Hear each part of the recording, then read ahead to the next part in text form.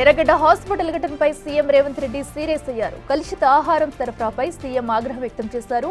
RMO doctor పద్మజను ప్రభుత్వం suspend చేసింది. Food poison ఘటనలో ఒకరు మృతి చెందగా 92 మంది రోగులు అస్వస్థతకు గురయ్యారు.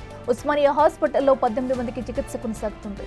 కాంట్రాక్టర్ జైపాల్ రెడ్డి తీవ్ర నిర్లక్ష్యమే కారణమని గుర్తించిన ప్రభుత్వం ఆయన్ను తొలగిస్తూ ఆదేశాలు జారీ అయ్యాయి.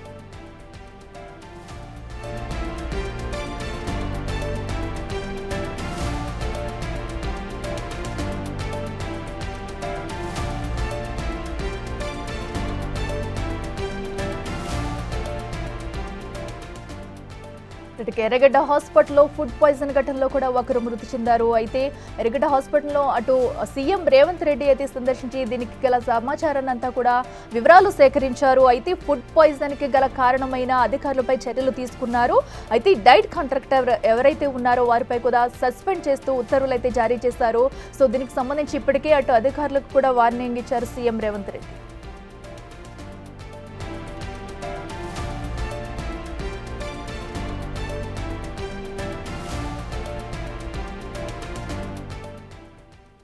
రెడ్డికి ఇదే అంశానికి సంబంధించి మరింత సమాచారం మా ప్రతినిధి వాసు లైవ్లో అందిస్తారు. వాసు, చెప్పండి, అటు ఎర్రగడ్డలో ఫుడ్ పాయిజన్ కి సంబంధించి కూడా అధికారులపై చర్యలు తీసుకున్నట్టు తెలుస్తుంది. ఎవరెవరిపై వేటు పడింది, సీఎం ఎలాంటి నిర్ణయాలు తీసుకున్నారు, డీటెయిల్స్ అంటే? ఏదైతే ఈ నెల 2న జరిగినటువంటి ఎర్రగడ్డ హాస్పిటల్లో ఫుడ్ పాయిజన్ సంబంధించి ప్రభుత్వం సీరియస్ అయింది. ముఖ్యమంత్రి రేవంత్ రెడ్డి కీలకంగా ఆదేశాలు జారీ చేశారు. ఆసుపత్రి ఎవరైతే డ్యూటీ ఆర్ఎంఓను సస్పెండ్ చేయాలని ఆదేశాలు జారీ చేసిన నేపథ్యంలో కొద్దిసేపటి క్రితమే ఆ యొక్క ఆరోగ్య శాఖ హెల్త్ సెక్రటరీ ఇప్పటికే క్రిస్టియానా ఆదేశాలు జారీ చేశారు. అక్కడ ఉన్నటువంటి ఎవరో ఆర్ఎంఓకి సంబంధించినటువంటి పద్మజను సస్పెండ్ చేశారు. ఆ ప్లేస్లో ఉస్మానియా యూనివర్సిటీ ఆర్ఎంఓ శంకర్కు బాధ్యతలు అప్పచెప్పారు. అయితే ప్రధానంగా కూడా ఫుడ్ పాయిజన్ ఘటనకు సంబంధించి ఇప్పటికే కరణ్ అనేటువంటి ఒక వ్యక్తి చనిపోగా దాదాపు 90 మందికి పైగా ఏదైతే పూర్తిగా కూడా అస్వస్థతకు గురయ్యారు.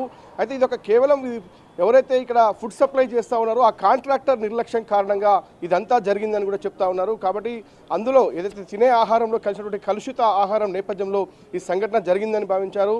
అయితే అక్కడ ఉన్నటువంటి ఈ యొక్క ఘటనను ఏదైతే ఫుడ్ పాయిజన్ కాదు అని చెప్పే ప్రయత్నం చేశారు సూపరింటెండెంట్. కాబట్టే ప్రభుత్వం సీరియస్ అయింది. ఎక్కడ కూడా ఆర్ఎంఓ మానిటరింగ్ లేకపోవడం వల్లనే ఈ సంఘటన జరిగిందని కూడా ప్రభుత్వం భావించింది. కాబట్టి అక్కడ ఉన్నటువంటి డ్యూటీ ఆర్ఎంఓని అయితే సస్పెండ్ చేసింది. అయితే ప్రధానంగా ఇంకో మరో అంశానికి సంబంధించి డైట్ కాంట్రాక్టర్ ఎవరైతే ఉంటారో అతన్ని అక్కడి నుంచి తొలగించారో అతనిపైన కూడా చర్యలు తీసుకోవడం జరిగింది.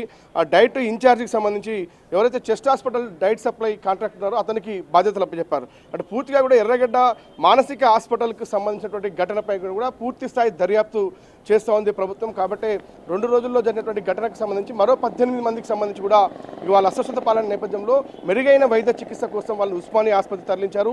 ఇప్పటికే ఈ ఘటనలో ఒకరు చనిపోయిన అంశానికి సంబంధించి ముఖ్యమంత్రి రేవంత్ రెడ్డి చాలా సీరియస్గా ఈ యొక్క ఆదేశాలు జారీ చేయడం జరిగింది. ఈ నేపథ్యంలో పద్మజను అక్కడి నుంచి తప్పించారు.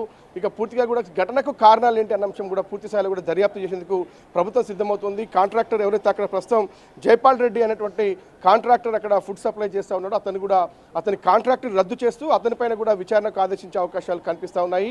ఇక పూర్తిగా కూడా అక్కడ ఉన్నటువంటి ఆర్ఎంఓను డైట్ సప్లై చేసేటువంటి కాంట్రాక్టర్ను కూడా మార్చారు. ఆ ప్లేస్లో ఇప్పటికే ఇన్ఛార్జి కాంట్రాక్టర్తో పాటు మరొక ఇన్ఛార్జి ఆర్ఎంఓను కూడా నియమిస్తూ ప్రభుత్వం అయితే ఆదేశాలు జారీ చేసింది.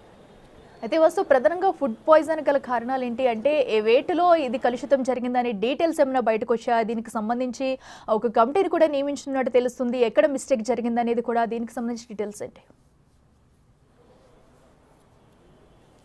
పూర్తిగా ఎవరైతే కాంట్రాక్టర్ ఉన్నారో అతడు ఏదైతే మానసిక రోగుల సంబంధించినటువంటి హాస్పిటల్ కావడంతో కూడా అటు చాలా నిర్లక్ష్యంగా కలుషిత ఆహారం సప్లై చేశారన్న అంశానికి సంబంధించి ఇప్పటికే కమిటీ తేల్చింది. కాబట్టి కాంట్రాక్టర్ బాధ్యత వహించు మరోపక్క ఎవరైతే ఆర్ఎంఓగా ఉన్నారో ఆమె పర్యవేక్షణ లేకుండా అసలు హాస్పిటల్ రోగులకు ఎలాంటి ఫుడ్ సప్లై చేస్తూ ఉన్నారు, అసలు ఆ రోజు ఏం జరిగింది అన్న అంశానికి సంబంధించి కూడా ఏ మాత్రం ఆర్ఎంఓకు అవగాహన లేదని మాత్రం స్పష్టమవుతుంది. కాబట్టి ఆమె పైన సీరియస్ యాక్షన్ తీసుకున్నారు. కాంట్రాక్టర్ సంబంధించి జైపాల్ రెడ్డి ఎవరైతే ఉన్నారో ఆయన కూడా ఎవరైతే ఫుడ్ సప్లై చేస్తూ ఉన్నాడో అంటే వాళ్ళకు సరైనటువంటి ఫుడ్ సప్లై చేయకుండా అక్కడ ఏదైతే పాడైపోయినటువంటి కూరగాయలు లేదంటే పాడైపోయినటువంటి ఆహారం అందించారని మాత్రం తెలుస్తా ఉంది. ఇక పూర్తి స్థాయిలో విచారణ అయితే సాగుతుంది. ప్రస్తుతానికైతే జైపాల్ రెడ్డి కాంట్రాక్ట్ను అక్కడి నుంచి తొలగించారు, ఆర్ఎంఓను కూడా అక్కడి నుంచి సస్పెండ్ చేశారు, కొత్త ఆర్ఎంఓకు బాధ్యతలు ఇచ్చారు. కానీ జరిగినటువంటి ఘటనకు ఎవరు బాధ్యులన్న అంశానికి సంబంధించి అంటే ప్రాథమిక దర్యాప్తులో మాత్రం కాంట్రాక్టర్తో పాటు అక్కడ ఉన్నటువంటి ఆర్ఎంఓనే కారణమని తేలింది. కాబట్టి ఇటు ఒక పక్కన చూస్తే కాంట్రాక్టర్ నిర్లక్ష్యం, మరోపక్క ఆర్ఎంఓ ఉన్నటువంటి అక్కడ నిర్లక్ష్యం, ఈ రెండు కూడా కనిపిస్తున్న నేపథ్యంలో కూడా వాళ్ళిద్దరిపైన చర్యలు అయితే తీసుకోవడం జరిగింది. తర్వాత మళ్ళీ కమిటీ విచారణ జరిపి కూడా నిజంగా ఎలా ఈ సంఘటన జరిగింది అంటే ఇది ఉద్దేశపూర్వకంగా ఎవరైనా చేశారా లేదంటే కాంట్రాక్టర్ నిర్లక్ష్యం వల్ల జరిగిందా, ఫుడ్ పాయిజన్ గల కారణాలు ఏంటి అన్న అంశంపైన కూడా ఇక్కడ ఏమైనా కుట్రకోణం ఏమైనా దాగి ఉందా అంటే ఏదైనా ఉన్నప్పటికీ కూడా ఖచ్చితంగా ఆర్ఎంఓ అనే ఖచ్చితంగా బాధ్యత వహించాలి.